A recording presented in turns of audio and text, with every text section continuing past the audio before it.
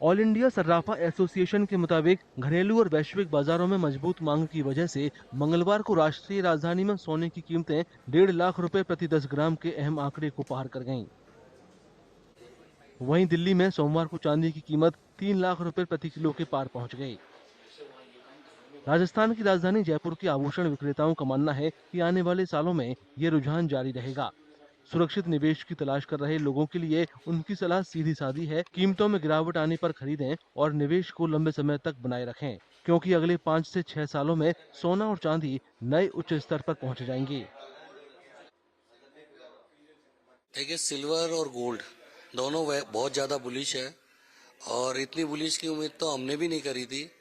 लेकिन जो पूरे वर्ल्ड का सिनेरियो चल रहा है और जो टेंशनें चल रही है उसके अंदर सिल्वर और गोल्ड मंदा नहीं है। जो भी डिप बनता है उसमें मेरी तो राय है कि सबको खरीदना चाहिए, क्योंकि चांदी आने वाले 5-6 साल के अंदर 7-8 लाख रुपए किलो होती हुई नजर आ रही है और गोल्ड आपका 3.5 लाख रुपए 10 ग्राम के भाव हो जाएंगे।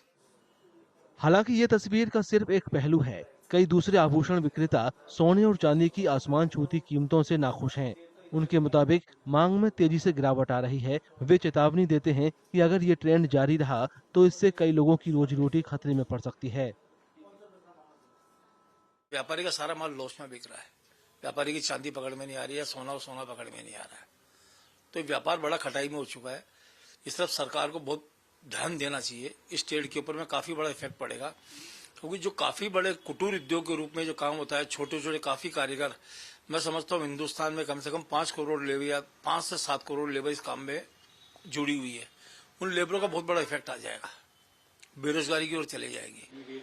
केंद्रीय बजट नजदीक आने के साथ ही जयपुर के आभूषण विक्रेता सोने और चांदी पर आयात शुल्क में कमी की मांग कर रहे हैं। उनकी दलील है कि इससे आपूर्ति बढ़ेगी और कीमतों को काबू में लाने में मदद मिलेगी। उनका कहना है कि इस कदम से उनके कारोबार को बनाए रखने और करोड़ों नौकरियों को सुरक्षित रखने में भी मदद मिलेगी।